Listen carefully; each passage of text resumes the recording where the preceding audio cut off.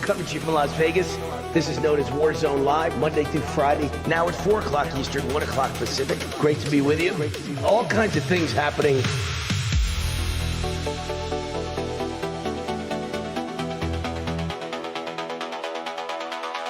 Economic issues are my number one thing. Border issues are my number one thing. DEI issues are my number one thing.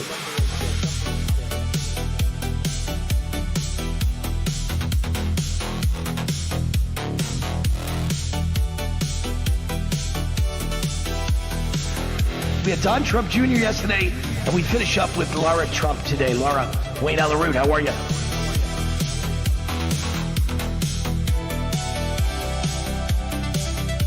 We got a big guest and a great interview today with Dr. Oz with us right now. Good to see you. I like your tie, by the way. Thank you, sir. Thank you. Great to see you. Always great to have you on the show.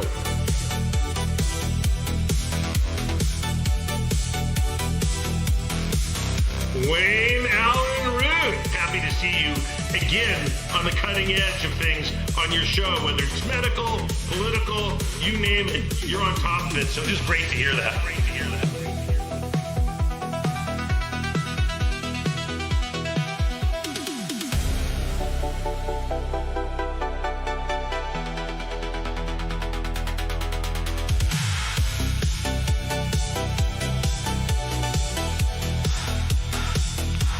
So wonderful to be with you again, Wayne. Good to see you. Thanks for having me. It's good to be with you tonight. It's great to see you, Wayne. How you been? Anytime, Wayne. Great to see you. Hey, Wayne, great to see you, brother. Hey, Wayne, good to be with you. Wayne, thanks for having me. I appreciate it. Lots going on. Doing great, Wayne. Glad to be here. Well, thanks, Wayne. I don't see myself as a hero. I'm just trying to keep this community safe.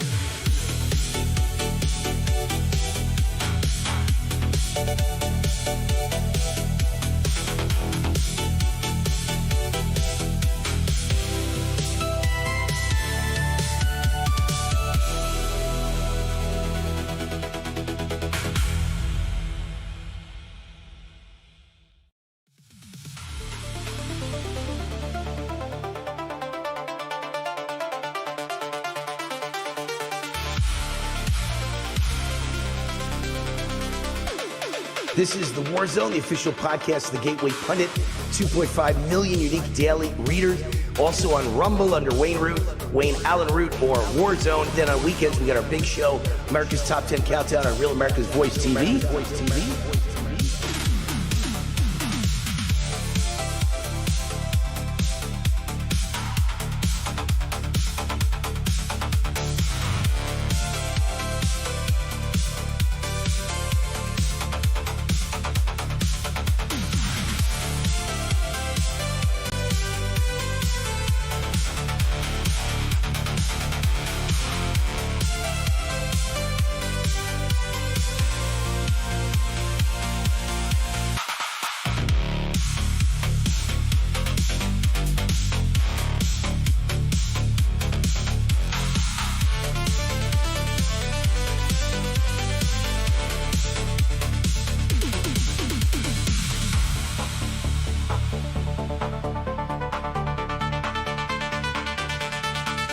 While everybody else is giving opinions, I give solutions. And some of them Trump takes, some of them he doesn't. I wish he'd take all of them.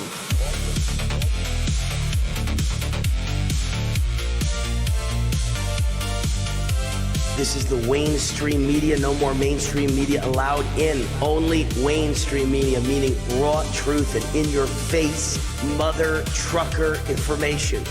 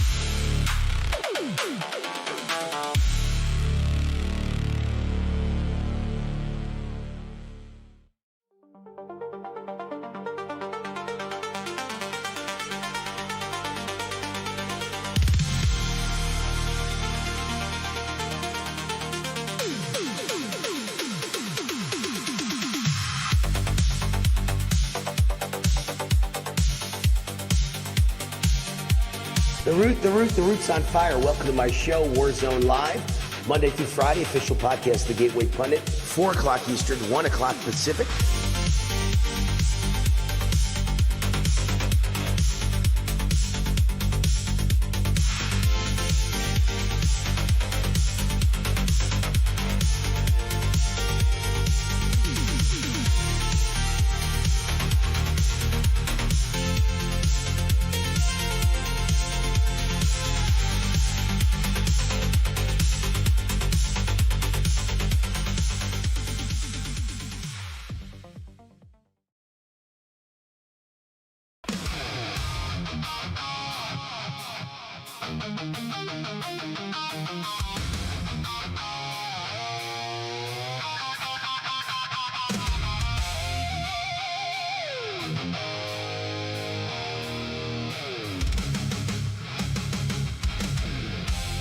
Warning! The Root's on fire! You're about to experience the most high-octane, pedal-to-the-metal controversial show of your life. Please buckle up and hold on tightly. This station is not responsible for injuries.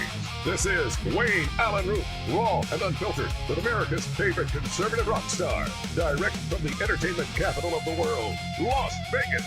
What time is it? It's time for war!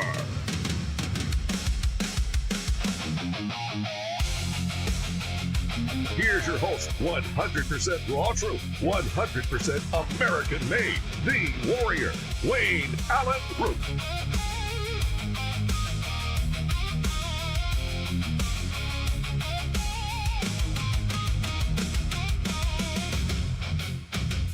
All right, Wayne Allyn Root, the Root's on fire. Welcome back to the show. Joe Gruters is with us, chairman of the Republican National Committee. I guess you could say, other than President Trump, that would make him the most important Republican in the United States of America. That's a pretty good title, Joe. Hey, thanks, Wayne. And listen, you probably have never met me before, but I used to watch you from afar as the original OG on the Trump campaign. Back in 2015, I was the Florida chairman with Susie Wiles in Florida, and I would watch you all the time on TV, go to bat for the president. You did an amazing job that first campaign, and so I've never forgot everything that you did. You did an amazing job. Thank you. Appreciate it. And of course, I thank you because I had my 65th birthday party last Sunday. It was Wayne Root Day in the city of Las Vegas, and I had a beautiful letter from the president and a beautiful letter from you as the chairman of the Republican National Committee thanking me for all I've done for Trump and MAGA and the GOP. And this is what I've done my whole life. I've bled for the GOP my entire life. I love the GOP. I don't love rhinos, but I love the GOP, and I love what at least what's the right way I want to say this? What it thinks it is. Freedom and capitalism and economic freedom and personal freedom and secure borders and lower taxes and less regulations. That's what it should stand for. I think that's what it does stand for. But there's a lot of Republicans that unfortunately kind of when push comes to shove in the Senate, they don't vote for those things.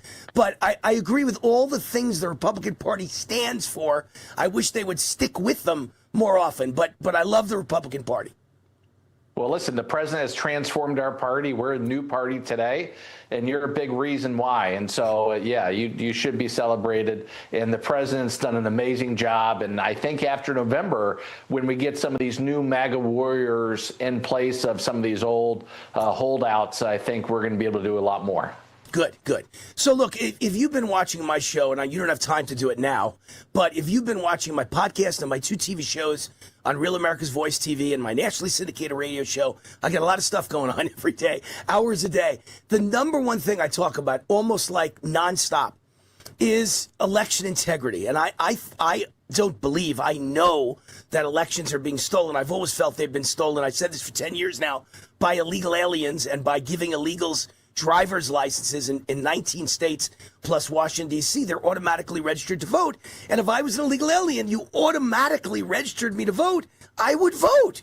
And that's what they're doing. Of course that's what they're doing. Because if they vote Democrat, they get to stay. And they get big welfare checks. If they vote Republican, they get kicked out. So of course they're voting. And of course they're voting Democrat to save their own hides.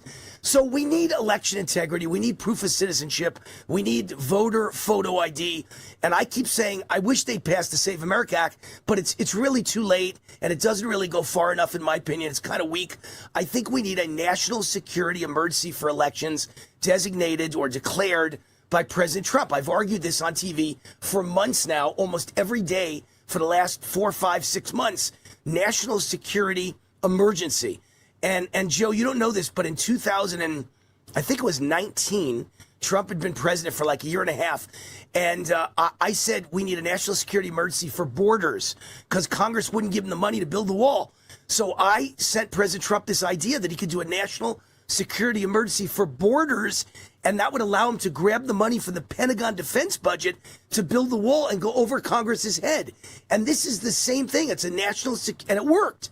And this is a national emergency, national security emergency for elections, which would allow him to get all the same things in the SAVE Act, plus many more that would secure our elections and go right over Congress's head, right over the Senate's head.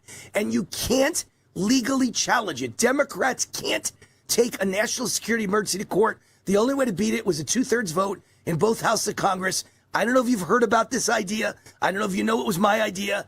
I don't know if you believe in it. I just wanted to get your take on it.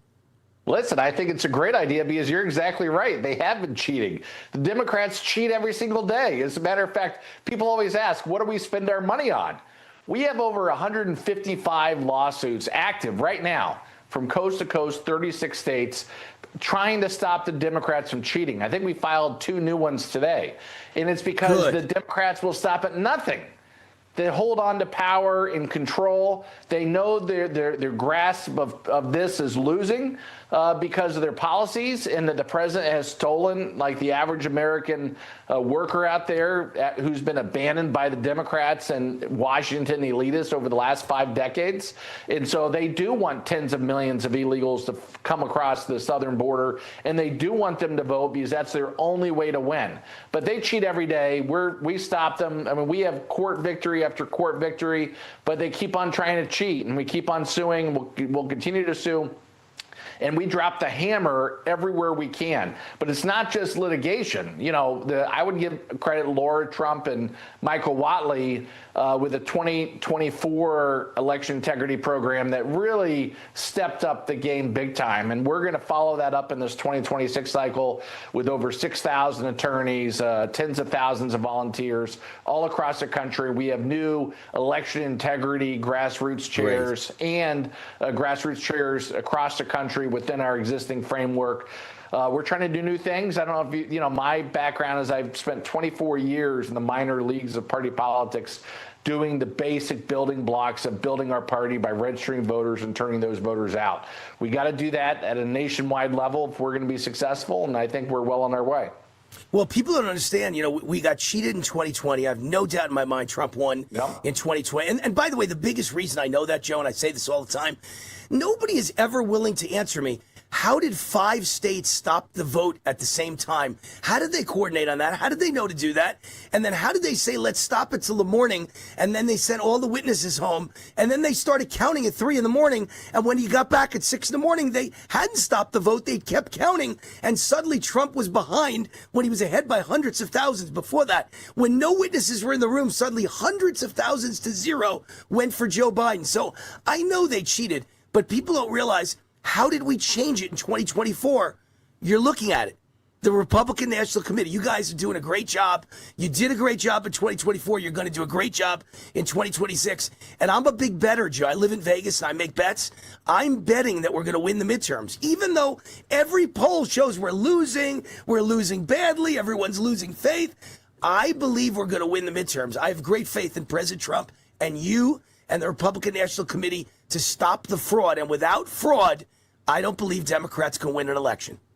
Wayne, they don't let me bet on the predictive markets because I'm an insider, but I can tell you and tell your listeners, if go to Kalshi or Coinbase or Robinhood, any of those sites, go and bet on us winning the midterms because, listen, don't take my word for it. go to the Cook Political Report. That's a nonpartisan website. We'll tell you exactly where the races are. Because the Democrats have gerrymandered for the last 3 decades, and what we did over the last year and a half, there's very few competitive races. As a matter of fact, the Cook Political Report says there's 19 toss-up races. They're giving us 212 races to start. That means we need 6 of those 19 to hold on to the majority. And we have better candidates because the president has endorsed a lot of these MAGA warriors who are fit for the district they're running in. We have the resources that we need to be successful. We're doing things that have never been done before, like the midterm convention. I call it Trumpapalooza, to highlight all the amazing things this president's done. And then we're going to go barnstorm the country with the president, just like what he's doing today in Michigan. We're going to hit these competitive districts. He's going to once again bring these low propensity voters out. And we're going to defy history only for the 5th time in 150 years. And we're going to do that by bringing together our voters as a united faction in our efforts to win the people over with general common sense versus the crazy and communism radical leftists that the left are putting up. I mean, they've given us a great gift. We're going to take advantage of it. So yeah, you're right, Wayne, to bet. I would tell your listeners to put some money on us because you could go on your next vacation for free. I made a big bet in 2016, and I think it was 8-1 odds, if I remember correctly, on Trump. So I made a fortune, and I made a fortune in 2024 with a big bet on Trump, but I lost a fortune in 2020. And I got to tell you, Joe, because I'm a betting expert, I was watching the betting as it happened live on my computer in 2020. Trump started the night as a slight underdog to Joe Biden, and then within minutes he went to even. Then within minutes he went to 2-1 favorite, 4-1 favorite, 6-1 favorite, 8-1 favorite, 10-1 favorite. It was over. And at that moment that he was 10-1 and the betting numbers were telling you the race was over, Trump won, that's the moment where the 5 states said we're stopping the counting. And it immediately dropped down to 2-1 and then to Biden a favorite again. And I said, oh my God, they've stolen the election. You could see it in betting terms on your screen. Nobody's ever been 10-1 and lost in the history of any election, Joe. So Trump, looking at the numbers late at night, was a 10-1 favorite running away with it when they stopped the count. That's the key, how everyone knew that a steal was coming. And all of a sudden, all the betting money came on Biden at that moment. I'm telling you, they knew the steal was in. Yeah, they knew, and they cheated, and they continue to cheat because they believe the end justifies the means, and so they'll do whatever it takes. But that's why we have to be vigilant and alert and be willing to drop the hammer every single day, which is exactly what we do. All right, good. Look, I'm so happy to have met you because now that I talk to you, I know that we're in good hands because you are the right guy to be doing this, Joe. I could see it. I could feel it. I'm a gut instinct guy. I made thousands of predictions on this show, and I've never been wrong. I'm batting just about 1,000, and you are the right guy. Thank God we have you in that position. And I think we're going to win the midterms. I feel even better about it, so I'm going to make a bigger bet now. Let's talk about the Democrat Socialists of America. So I've got a commentary coming out tomorrow. I read it on the show to start the show today. And, look, I believe in free speech. I've always believed in free speech. Everyone should say what they want to say. You could be conservative, you could be liberal, you could be independent, you could be Democrat, you could be Republican. But I don't believe communism is free speech. I think communism is anti-Americanism. Communism, where the DSA says out loud they want to kill the Constitution, they want to end police, and they want to end prisons. I'm telling you, communism never ends well. It's evil. It ends in mass poverty. It ends in mass murder. It ends in mass torture. It ends with a knock on the door in the middle of the night and they drag your husband away and you never see him again.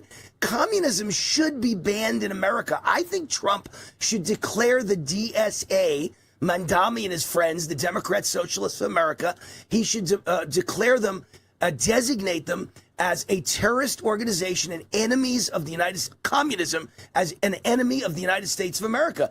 I don't think we should allow these people to run for office. They want to destroy our country. It's suicide. well, they want to fundamentally change your country. It's basically a coup from within. But the crazy thing is 50% of the Democrats are in favor of this. But this is what happens when you have Mondami and AOC and Bernie Sanders in control of a party. These guys are radical leftists, and they're winning these races. They've inspired all these cuckoo birds from around the country to run, and now they're winning. They're winning these seats in Middle America. And but the good thing is they're giving us a lot of favorable matchups. But the bad thing in reality is this is what the Democrat Party has turned into. And I was talking to Newt Gingrich. He was in my office this week, and we were talking about the fact that we both think that the Democrat Party is in a death spiral. I don't know if they could pull out of it, because I think they're going to go, they're obviously controlled by these radical leftists, and they're going to continue to go further and further away from Middle America and where I think people want to be. And so, yes, and you could believe them when they say it. I mean, their chairman or vice chairman was just on TV saying they want to get rid of the border, they want to get rid of the U.S. Senate, get rid of the U.S. Supreme Court, and I think the presidency, get rid of ICE, get rid of all criminal penalties and getting rid of jails, amnesty for all. I mean, think about how crazy and moronic that these guys are actually saying it, and they're getting people to buy in. But it goes to show you that we have to do a better job of messaging and making sure that people know that common sense is still alive and that everybody has the chance to achieve the American dream. But it's through these policies that the president's pushing, like the working family tax cuts, no tips on overtime, Social Security, and tips. And he's really gone to bat for the American worker. And you're not going to see all the trillions of dollars that he got people to invest in the tariffs and these fair trade policies, which help us. You know, you say, okay, short-term price increases maybe. But it creates jobs, and they're finally bringing jobs and things back to America. We shipped our jobs overseas for 5 decades.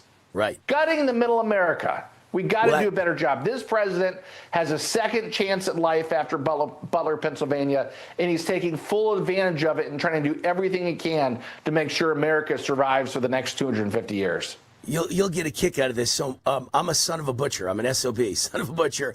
And my dad, the butcher, was a very common sense guy, and he was one of the original founders of the New York State Conservative Party. When there was no such thing, he founded it in 1962. I was born in 61. He founded it in 62 with a group of renegade Republicans who said we're not conservative enough. And my dad had a saying in those days, and the saying works today. I'm telling you, this is how we win over the middle class and working class. My dad, all those years ago, said, the Republican Party isn't the party of the rich. They're the party of anyone who ever hopes to be rich or hopes their children to be rich. And it was funny because I said that on Fox News in 2012, and the next day Mitt Romney on his presidential campaign quoted me and said that exact line. And I'm telling you, it works today, Joe. We are the party of working class and middle class because you can never, ever become rich if you don't believe in capitalism and economic freedom. And we're the party of capitalism and economic freedom. It's the only way to rise above. It's the only thing that gives you mobility. Amen to that. You're exactly right. And that's the message we got to get out there to the American people. Yeah, and I saw President Trump quoted the other day that Democrat cities are going to be the ghettos of the future. I've been saying that for a long time. You know, when you see all the people moving out of blue cities and blue states, and they're all moving to red states, we've won this battle, but the media won't say it out loud. We're winning the communications battle. You can't say we're losing when everyone's leaving California, New York, Illinois, and they're all running to my state, Nevada, or Texas, or Florida, or Tennessee, or South Carolina. We must be winning because everyone is saying, I got to get the hell away from these people. Even when it's a beautiful state with sunshine and beaches and palm trees, they're running away from it to the desert in Las Vegas because they can't stand the liberal politics and the taxes. And that's why the Democrats are in the death spiral. You just hit the nail on the head because the Republicans are fleeing these blue states, and we're going to win We're going to win this midterm cycle. We're going to defy history. We're going to win in 2028. We're going to have a census without non-citizen voters included. And this migration that's happened to the red states, it's going to produce another 30 to 40 seats. And these seats are no longer competitive. It's over for the D's. We just have to do our job. We have to come together. We have to believe as a party party and stay united, and although there's some holdouts in the Senate preventing the president from getting some of these policies done, once we get past November, we're going to have enough MAGA warriors to do things like pass the Save America Act, to get rid of the filibuster, to do things that are really going to set our country up for the future. I don't agree with you 100%. I agree with you 180%. But the problem is we got to get by November. In other words, Democrats know that, Joe.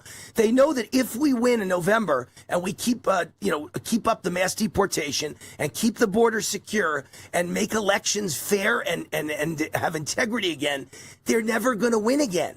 But if they can win in 2026 midterm and then win in 2028, it's the exact opposite. We're dead. So we've got to get to 28, win it, and then change that census to have no illegals in it in 2030. We'll dominate for the rest of all time.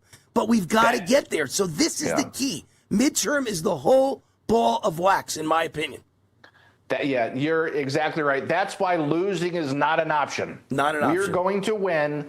We're going to win by doing things differently. The president knows what's at stake. You already saw what happened during the shutdown.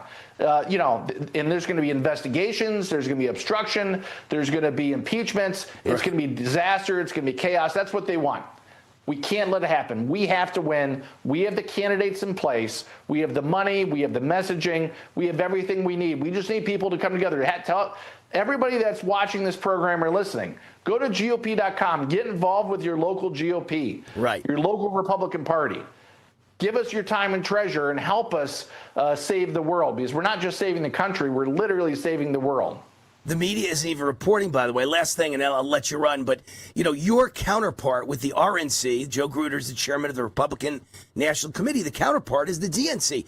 They're bankrupt. They're completely bankrupt. They have no money for this campaign. They're mortgaging their headquarters to try and get a small loan that still doesn't compare with the money that you've raised in the RNC. So this midterm, when they claim Democrats have got it, it's locked, that is just not true. Yeah, what a bunch of morons. It goes further than that. Not only did they mortgage their building, they're having their officers sign NDAs because they don't want them to talk about money. Supposedly, they're asking their vendors to hold them until after the election. These guys are living in a pipe dream. But besides the fact that we have a massive advantage, we have the most cash on hand in the history of the Republican Party. Wow. Number one. Number two, with the Supreme Court ruling on coordinated campaign limits that came down 2 weeks ago, that makes our money 3 times as valuable. We are now able to coordinate directly with all these federal campaigns. Never been done before. Nobody's talking about it. It's the biggest thing to happen in campaigns in decades. We will be able to directly coordinate with our candidates, and we'll be able to spend at the candidate rate, which makes our money worth 3 times as much. We have to win. We have to obliterate these guys. Losing is not an option. We have to have everybody come together for the greater good and to support this president. And that's the argument I make every day. There's a lot of people in this party and a lot of my fans and I do a lot of interviews outside of my own shows, and a lot of hosts and a lot of podcasters. They always have something negative to say about Trump. I don't agree with this. I don't agree with that, or I don't agree with something. And I go, but do you understand the alternative? In the end, I said, it's like a woman who has a choice of marrying a guy who isn't perfect versus a guy who's like a wife beater and he murdered his last 2 wives. Would you take the guy who wasn't perfect? Would you take the murderer? There's no choice here but to vote Republican. I don't care if you disagree on 1 issue, 2 issues, or 5 issues. The Democrat Party is a non-starter. You can't vote Democrat because you're voting for communism. You're voting for radical Islam conquering the United States of America. You're voting for open borders and a foreign invasion. You're voting for transgender, your son and daughter, to change their sex. You're voting for insanity. There's only one choice. We got to win the midterms. You got to literally, no matter how much you disagree on 1 issue here or there, you've got to vote Republican as a team. We have to stick together. Floor is yours. Last sentence. 100%, Wayne. We got to come together. It's common sense versus crazy and communism. Join us. Give us your time and treasure. Go get involved with your local party. Let's do this for the president so we can serve a full 4 years. The best is yet to come. And thank you for all you do, Wayne. Really appreciate you. I'm fighting hard, man. I'm fighting with everything I got. I'm fighting like a cornered Wolverine, Joe. That's the way you got to fight. Like your life depends on it. As I say all the time on this show, Because it does. It really Yes, it does. does. The future of your children depends on us winning the midterms. GOP. Go GOP. Thank you, Joe Gruters. You're the best. Thank you. God bless.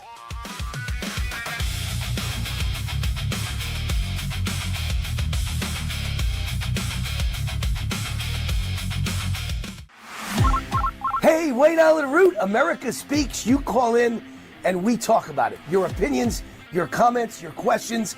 How do you call in? 800-347-ROOT. 800-347-ROOT. 800-347-7668. The show airs at midnight, East Coast time, 9 p.m. Pacific, but we tape it at 6 p.m. East Coast time, 3 p.m. Pacific. So you call in at 6 p.m. Eastern, and I talk to you, and it airs that night at midnight. The phone number again, 800-347-ROOT. That number is 24/7. You can leave voicemails. We play your voicemails on the air as well. Hey, Wayne, what do you think about Obama? He was a communist, socialist, Marxist radical. I agree. Or you can email me, wayneroot@gmail.com. I'll read your email live on the air with your comments or questions.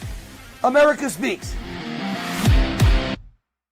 Hi, I'm Wayne Allyn Root, CEO, conservative TV and radio host, and best-selling author. I believe in America and American exceptionalism. America is now focused on energy independence. Enter Lost Soldier Oil and Gas. It took 40 years to piece together this 40,000-acre giant gas discovery.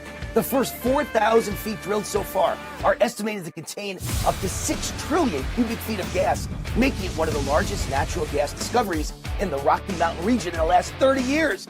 This is how we power the AI future of America with clean natural gas. Headed by oil and gas legend Mark Bruner, whose previous public companies, Pinnacle Energy and Ultra Petroleum, delivered spectacular returns for investors. At its peak, a $10,000 investment in Ultra Petroleum turned into over $13 million. To learn more about this Lost Soldier oil and gas opportunity, go to lostsoldier.com. Fill out the contact form. That's lostsoldier.com.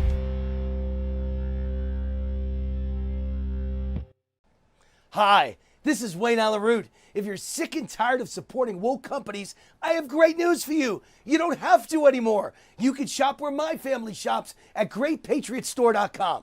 My team researched thousands of companies for my best-selling book, The Great Patriot Boycott Book, and one stood out above all, GreatPatriotStore.com.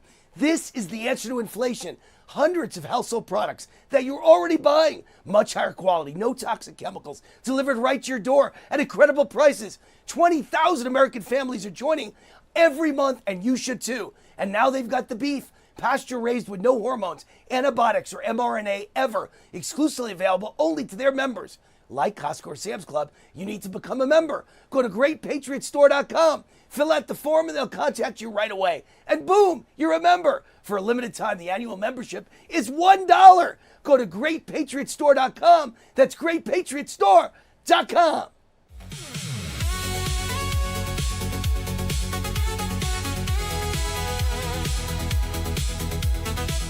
Sam Sorbo is with us. There she is. Hey, Sam, how are you? Oh, hi there. Just come straight to me with no warning. Well, I had the impression in my ear, Daniel was telling me we got to go to Sam, so I thought he meant you were in a rush and you didn't have that much time. So I figured I'd rather go to you than miss you. I've got all the time in the world for you, Wayne, but I'm so glad to be here. So thanks for bringing me in. Yeah, I'd rather rush and get you on than miss you, so I made sure I got you on. So here we are. So filmmaker, actress, radio and podcast host, friend of Wayne, homeschool mom, lots of titles, founder of the They're Your Kids Foundation. Sam Sorbo, the website is thereyourkids.org. Thereyourkids.org. Hey, by the way, I never even know. Are you supposed to say .org or .org? I've never had a charity, so I don't even know. Is both of them apt? I think both are acceptable. There you go. It's thereyourkids.org. Thereyourkids.org. What is thereyourkids.org? What's that all about? So I work with parents to encourage them to homeschool their children. We need to get our kids out of these institutions that are damaging them. And the only way we can do that is by empowering the parents and emboldening the parents so that they know that they are capable and up to the task. So that's what we do. All right. And it's a very good thing. I have 4 kids and they were all homeschooled. And I think it's a wonderful thing. And I think the public schools are a disaster. And unfortunately, most of my friends have made the case to me that their private schools are almost as liberal as the public. I think homeschooling probably is the only answer. So it's good that you're out there pushing it. Homeschooling is your passion. There's been an erosion of our culture and of course, our schools. And I would argue the teachers' unions have played a major role in that. I don't think they care about anything except teachers' salaries and brainwashing your kids to be transgender liberals. So there's not much, they're just brainwashing factories. So trans agenda, big part of it. Let's talk about the transgender dolls that will be made available for Minnesota school children. As young, by the way, as 4 years old under a program backed by Governor Tim Walz. Yeah, I mean, it's obviously a perversion. I don't know why the people who have campaigned to get the government out of women's underwear want to be in children's underwear, but that seems to be the plan for the day. And these dolls they're just absurd. And I don't know, I have to say, to broach this subject with a child who really isn't even asking these questions yet, and to force this upon them is really the height of perversion, and we have to put a stop to it. It's atrocious, and of course we're seeing the repercussions now. I'm sure you've been following Chloe Cole and the other detransitioners who are now appearing before the Senate committees and making statements for the public to understand that they were mutilated. Their bodies were destroyed because of zealots out there who have some weird perversion about, wanting to destroy young girls' bodies and convincing these young women that they would be happier as men, even though it is demonstrably impossible for them to become a man. So we've got a big problem in our culture today. And I've come to you with a solution, which I'm very excited about. So let's hear the solution without further ado. Go for it. So the Nehemiah Alliance is a group that has formed to pray for the nation. So this nation was founded by Christian men, and it was blessed by God, very demonstrably blessed by God. This nation began with next to nothing and a bunch of farmers with pitchforks fighting the greatest military in the world at the time and winning the Revolutionary War to found a country that was made up of farmers and basically entrepreneurs, it's such an incredible story. If you don't know the story of the birth of this nation, you really should look it up. But it's such an incredible story, and it's very clearly ordained by God. There were so many miracles that happened during the founding of the nation. Yes, there and were. So because now it's 250 years, we've decided that we need to repent. We need to turn back to God. And if we will, and God says, if you will humble yourselves and pray, I will shine my face upon you. And so that is what we are hoping that will come to pass. And the Nehemiah Alliance, you can go to na52.org. We will be praying for 52 days because Nehemiah prayed, sought the approval of his government, and was allowed to go and rebuild the wall. And he rebuilt the wall around Jerusalem in 52 days with the help of his neighbors and his friends. And he put everybody in charge of their part of the wall for them to rebuild.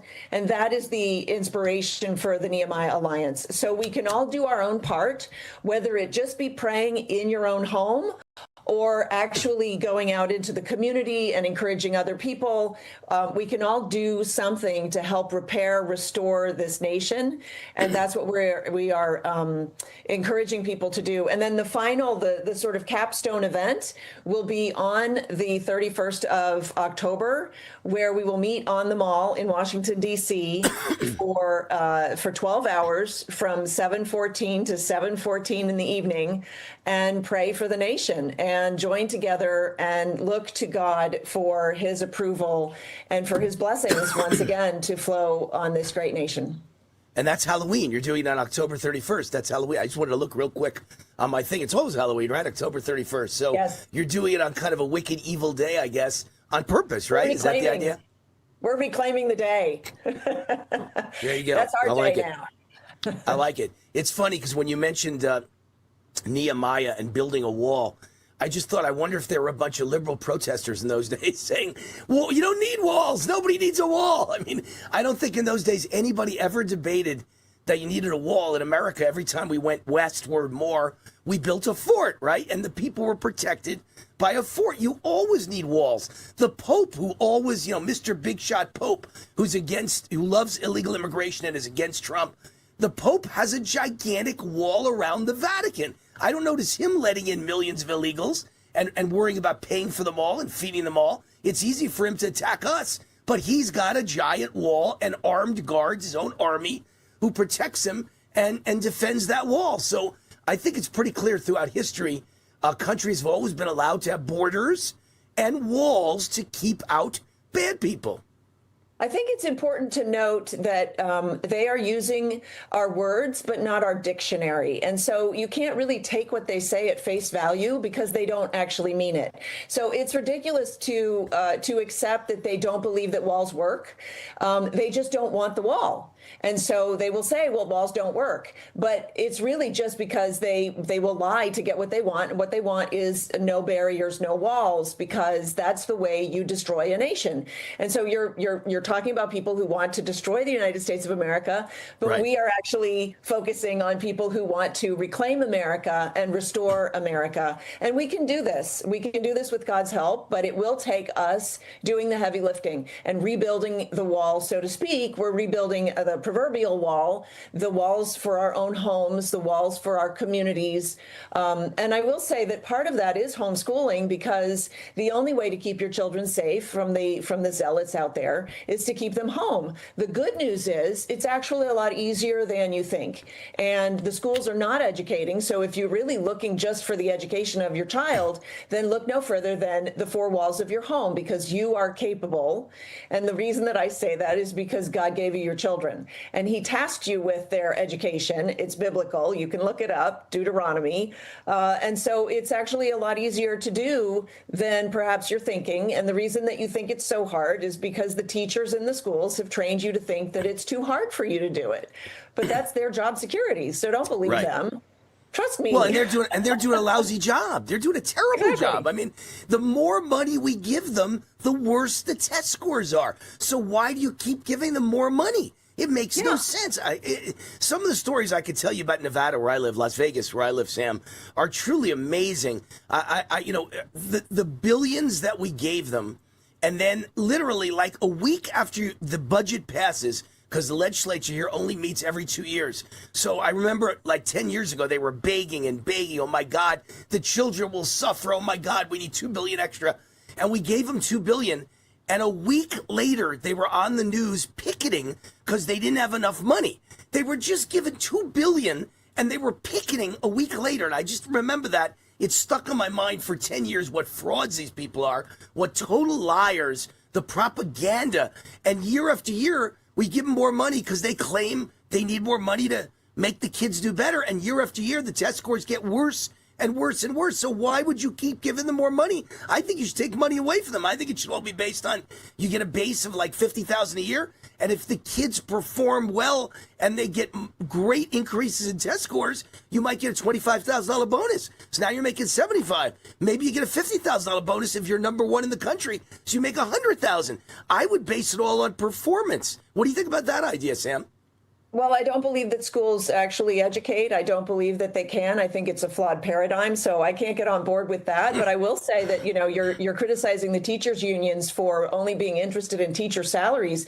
You must know that teacher salaries have not gone up substantially. But what has happened is they've expanded the administrative state of the schools. And so we're paying a bunch of people to consult for instance, DEI and CRT and sex education in the classroom. And we're outsourcing a bunch of things that don't belong in schools in the first place, right? Transgender. I'm sure there's transgender experts galore for $100,000 a year, right?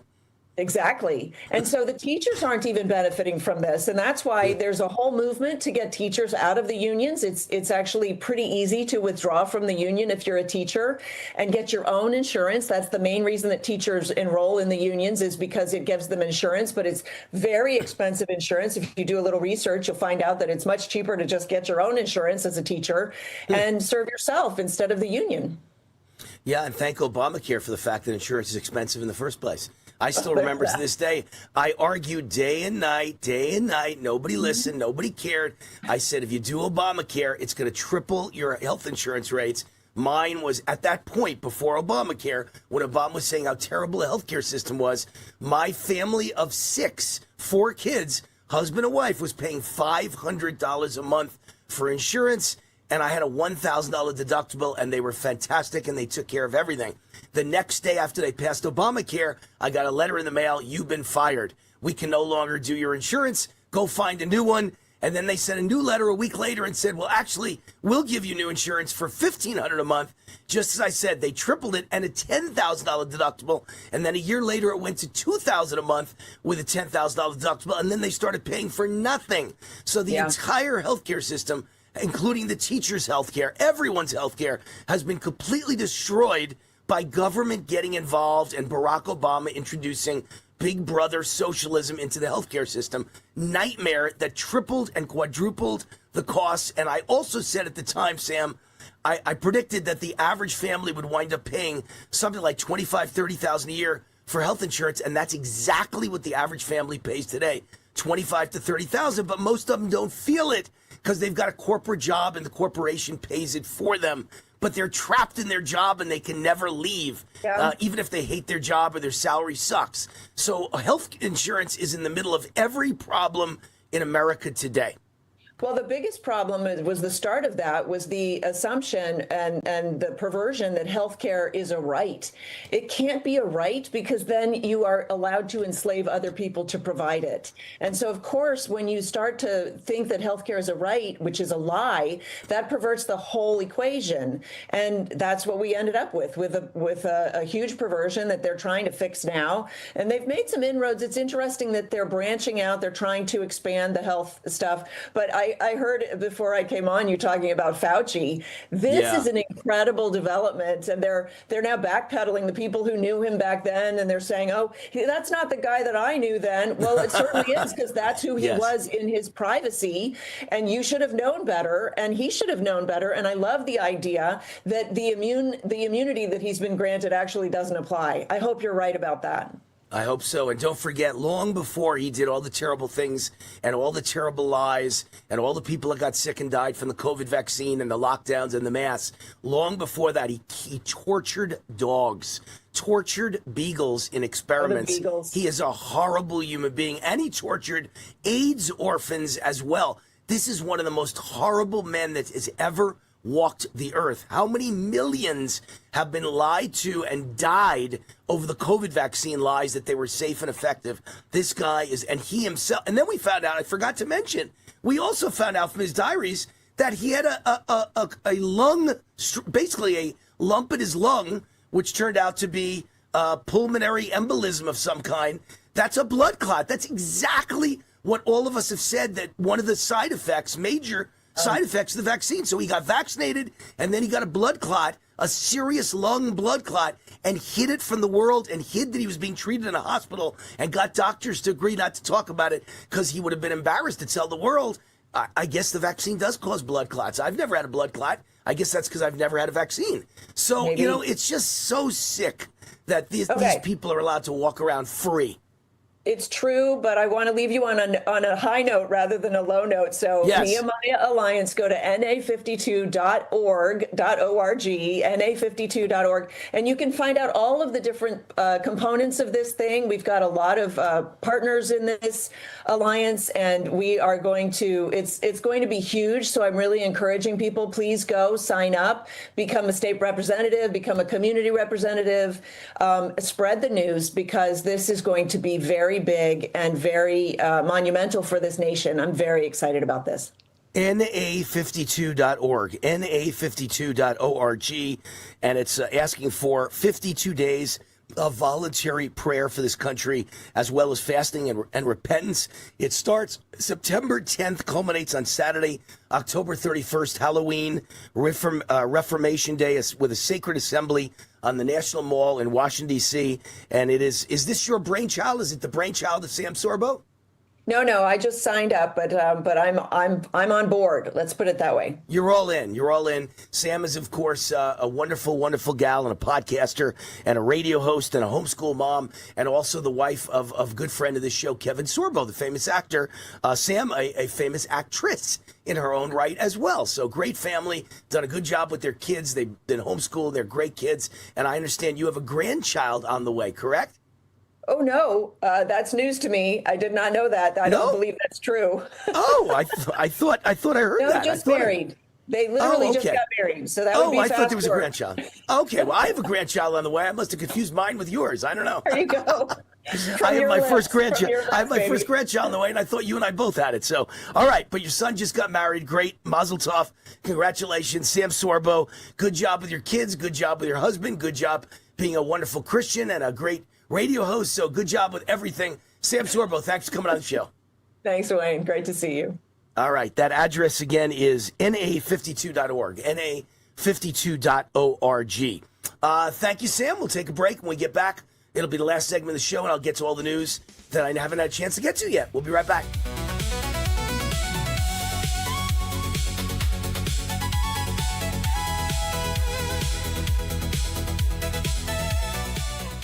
What would you say if we told you you could reverse most any ailment or symptom without painful exercises in just 88 days? We have created the only patent-pending intercellular hydration protocol. Don't miss your opportunity to feel better. We know there's a lot of false hope out there, and many people have bought programs that work for a moment, but life's a lot longer than a moment. We have been helping people gain intercellular hydration for nearly 3 decades. You will lose fat, not weight, fat. Fast, including that killer visceral fat. Chronic dehydration is one of the root causes of many ailments and symptoms. Ask your doctor about Energized Health. Don't miss your opportunity to transform your health now. So log on to energizedhealth.com. That's energizedhealth.com. Possible side effects may include increased joy, energy, potential reduction in prescriptions, more fulfilling relationships, fewer doctor visits, and overall improved quality of health and life. Hi, I'm Wayne Allyn from Vertical Research Advisory, VRA, Kip Herridge's one-of-a-kind global investment and economic newsletter. Listen up! Trump is in charge. The glory days are here. Growth rates are only going to grow from here. This is your 4-year window to make a fortune and set up your retirement for the rest of your life. Kip wins whether the markets are up or down, whether the economy is up or down. We set our folks up for long-term success. For 21 years, Kip's been a friend, as well as my personal financial advisor. During that time, he's beaten the markets 86% of the time, while the average Wall Street money manager loses to the market 90% of the time. Now Kip is predicting a new golden age for the economy. Let Kip prove it to you for free. Kip's offering his daily VRA investment letter completely free for 2 weeks. Free for 2 weeks. Try it for 2 weeks. I know you'll stay for life. Join now at VRAinsider.com.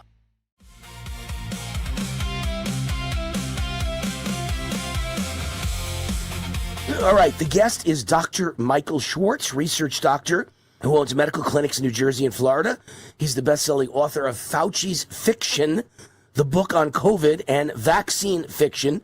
The truth leaks out in small doses. Dr. Michael Schwartz, welcome back to the show. How you doing, my friend? Me. Okay, good. I'm doing great. Welcome back to the show. Today was a big day, Fauci testifying, and I must say, I'm sure it's happened before, but I'm not aware of it.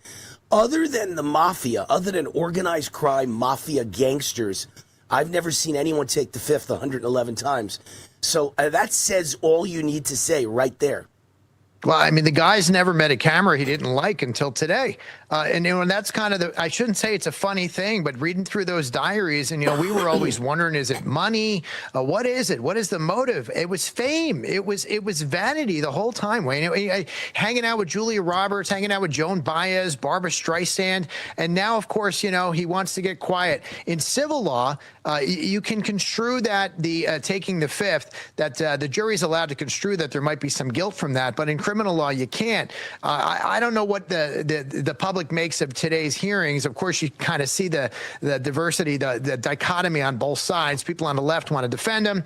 Our side wants to come at him. But I like the fact, at least, that Rand Paul, Josh Hawley, and all these folks use this as a platform to maybe let people know that there's stuff there that you haven't heard all these years. Yeah, and I've been on this case for a long time. I mean, I consider it mass murder and crimes against humanity long before I knew that he's the one that was the architect and some would say the father of COVID. He brought it here. I believe he brought it here not to mass murder people, but to steal the 2020 election in cahoots with China, the Chinese Communist Party, and the Democrat Party. And I've said that for a long time. But I don't think anyone intended to mass murder people. I think they only intended to steal the election. And then the side effect was a lot of people died, but they were trying to make a lot of money and they were trying to steal an election. He was trying to get fame, too, as you just very well pointed out. He's a fame whore.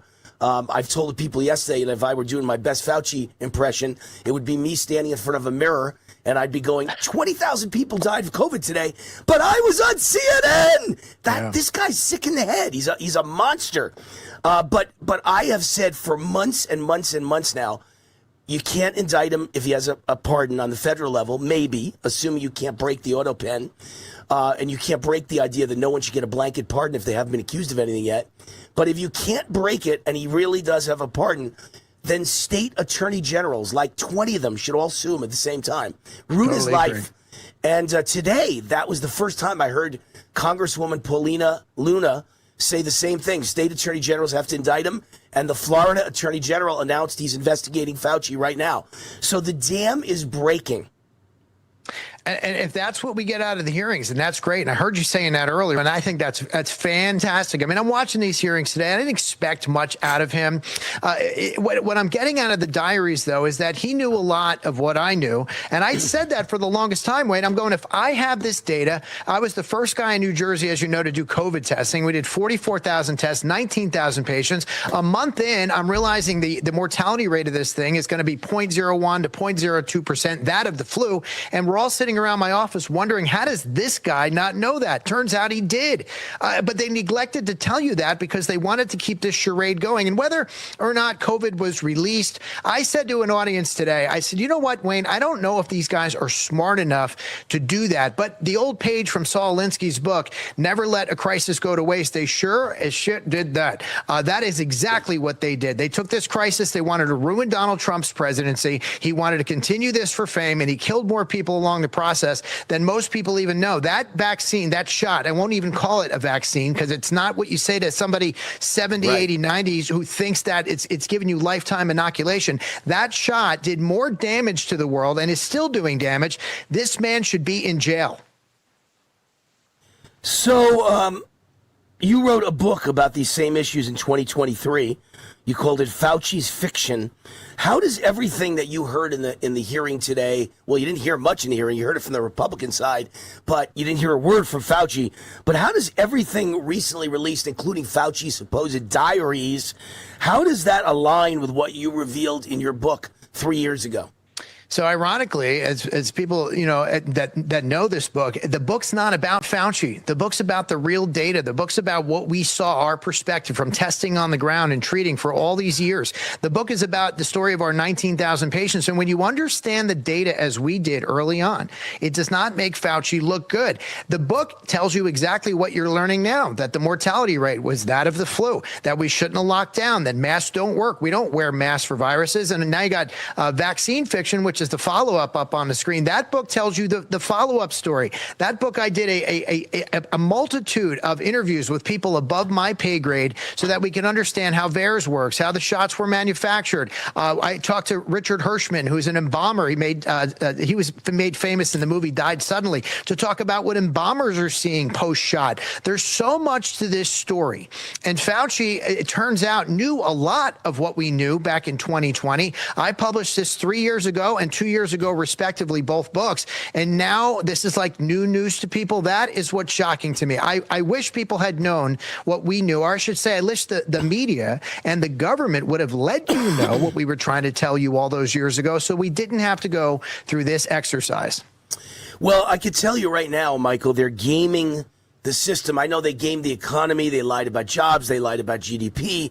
They lied about everything you could possibly lie about. They lied about inflation under Joe Biden massively. And now I think they're lying about excess deaths. I know for a fact that excess deaths were the highest in history after the COVID vaccine for several years, 2021, 22, and 23. But they just announced last year was the lowest death rate in history, excess death rate. And I think that's a total lie. They're gaming the system. They gamed the system, by the way, over deaths from the COVID vaccine. They claimed there were no raised deaths from the COVID vaccine. Lies. They claim military didn't have horrible deaths and injuries from the COVID vaccine. Lies. So now they're saying excess deaths were way down, or maybe they say just deaths were very low last year. I can tell you that just in my circle of friends, and yes, I've got more than 99% of the people. I've got 6,000 friends in this phone. 6,000. But I'm telling you, hundreds of them got the vaccine and they're all sick. They're not all dead, but they're all sick and they all blame the vaccine. They all know that the problem started right after they got vaccinated. So to say that last year was the lowest deaths in history, when I look every day, a new Hollywood star dies, and they all have the side effects of the COVID vaccine. They're dying from heart attacks, strokes, turbo cancer, blood clots, etc. Lou Gehrig's disease, a huge marker from this vaccine. Lou Gehrig's disease. So many people have ALS now. It's not possible that the death rate was the lowest in history last year. That has to be a lie. They have to be gaming the numbers. Well, there's a lot of lies to break down there. I mean, let's start with COVID as itself. You know, they keep pointing to all these numbers and VAERS, but what they don't tell you is that most of the folks who died during COVID were dying with a bacterial co-infection that they weren't looking for. We have that data. We actually have the largest amount of horizontal data in the country because we were the only ones looking at it the way we did. So when you look at a data set comparable to ours, there just isn't any. We looked at CT value, we looked at co-infection, comorbidity, and we recorded symptomology. So we actually have much better numbers about deaths during COVID or illness during COVID than anybody else. But when it comes to the shots, what we saw, Wayne, right off the bat, we saw that it inflamed areas of instability. If you had a joint issue that was going to happen at 40, now it was exhibiting itself at 20. If you had a heart issue that would exhibit itself at, 70, genetically, now it was coming out at 40 or 50. That's what we saw. We saw these mRNA shots speed up areas of instability, which might explain what you were talking about, because you're right. The deaths are underreported. And when you look at VAERS, which is what they report, what they look at, government numbers, only less than 1% of what's out there makes it into VAERS, and Harvard agrees with me. Harvard's study proved that it's 1%. So VAERS shows, I think, something like 40,000 deaths from the COVID vaccine. Multiply 40,000 deaths times 100, and you get 400,000 deaths. Well, you get 4 million. And my math's wrong. 4 million. Okay, got it. 4 million, right? Yeah, 10 would be 400,000. 100 would be 4 million. And so the numbers are staggering. But let's make believe that's not true. Let's make believe it's the only time it wasn't only 1% reported. Let's say there are only 40,000 deaths from the COVID vaccine. When we had the swine flu in the 1970s, I think it was 77. Two deaths, right? 25 people died, and they canceled the whole vaccine program. How could a doctor allow 40,000 people to die and not cancel the vaccine program? They whitewash everything. And I've talked to, I had epidemiologist on my show, Nick Holscher, who is part of the McCullough Foundation. He was saying those numbers might be a little skewed. It's probably more like 600,000. But then even if it is, think about that. 600,000, that's in the U.S. alone. Worldwide, we're talking about more like 15 million. Yes, only I saw 15 million. I saw experts who are analysts and great with math. They said 17 million have died worldwide from the COVID vaccine. And I would say that's right in the ballpark. Yeah, it's about what we're analyzing and with our numbers. But I mean, and look, you're right. I mean, if it's 2 deaths or 25 deaths, they'll shut down an entire program. Here we have even a reported 40, 50,000, and they say, it's a drop in the bucket because of the lives it saved. Let me tell you something, and I think I've said this before on your show. We didn't recommend the shots for 2 distinct reasons when they came out. This is before you saw the issues from it. 1, you didn't need it. I told this to Ron Johnson on the Hill. And 2, it didn't work. So why in good conscience would I or anybody else in my orbit recommend something that you don't need and doesn't work because I'm going to give you this experimental treatment? Then all of a sudden we experiment with it and find out there's a multitude of problems, but we want to cover that up because we want to hang out with Barbara Streisand? I mean, are you kidding me? Well, and don't forget, with his diaries, what we found out is He had one of those side effects. It was Dr. Fauci who got vaccinated and then got a blood clot in his lung. What is it called? A pulmonary embolism, whatever the word is. And I believe the same thing is true of Lindsey Graham, by the way, just had his funeral just yesterday. Lindsey Graham, I'm telling you, I know he was 71. And I know his father died of heart problems. And so now he's 70 and he's got heart problems. He drops dead. And everyone says, oh, Wayne, it's not the vaccine. He's 70. He was traveling. His father died of the same thing. I'm not denying any of that. It's what you said. It speeds up. Maybe he was going to die at 80, but he died at 71 because he took the vaccine. He bragged about it on TV. He took it on TV. There's a video of him getting the shot, and now he's dead. And I had Dr. McCullough on my show, and he said, absolutely, aortic dissection is one of the side effects of the COVID vaccine. So it could very well be the reason he had it, or it could very well be the reason he was going to get it anyway, but it sped it up.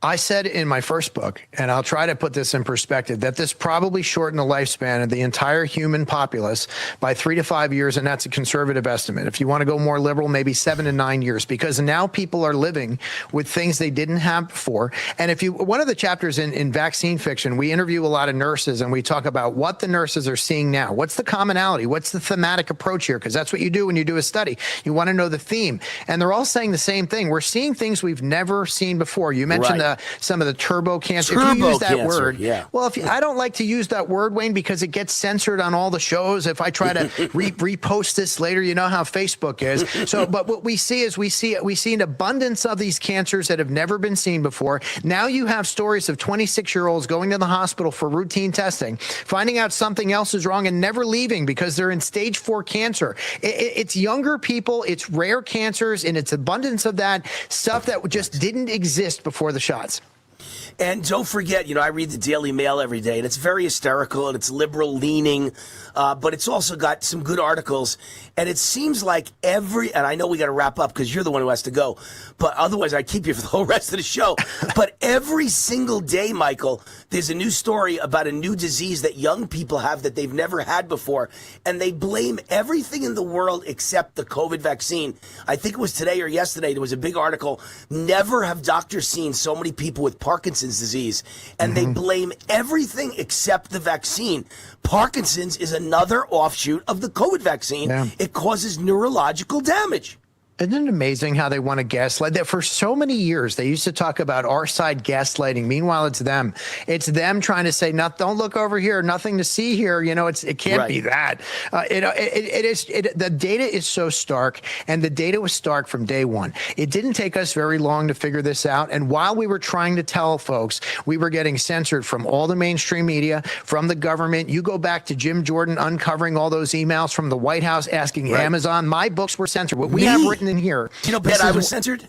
Do you have any idea how bad? Oh my God.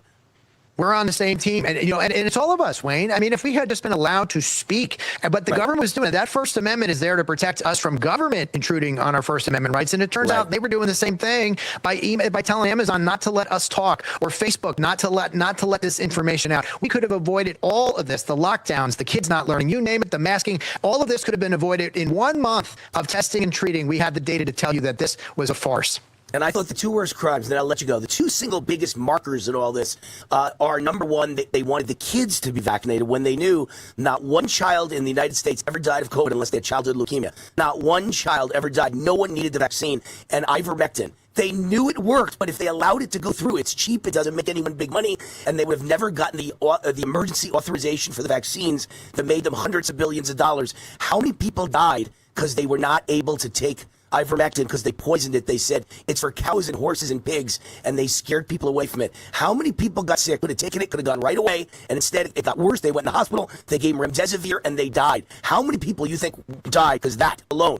I mean, we were treating it wrong in the beginning. We didn't know. Flu protocol flared it up. There's a lot there to unpack. We would need another full hour. But doctors always should have a right to try. And you shouldn't have these people in the government, especially. Government and politics should never mix. Government or politics and medicine should never mix. My wife says that all the time. She's a nurse practitioner. I've been saying it for the last 6 years. And that's what we saw destroy this country. All right, Michael Schwartz, Dr. Michael Schwartz, research doctor, owns medical clinics in New Jersey and Florida, best-selling author of Fauci's Fiction, the book on COVID, and Vaccine Fiction, The Truth Leaks Out in Small Doses. Boy, do you and I look good today after the organized crime mafia figure, Dr. Fauci, the new Gambino of 2026, took the fifth 111 times. How disgusting, how disgraceful. Dr. Schwartz, thank you for everything you've done. Thank you, Wayne. I hope to see you soon. God bless. All right, we'll be right back, right here on War Zone Live.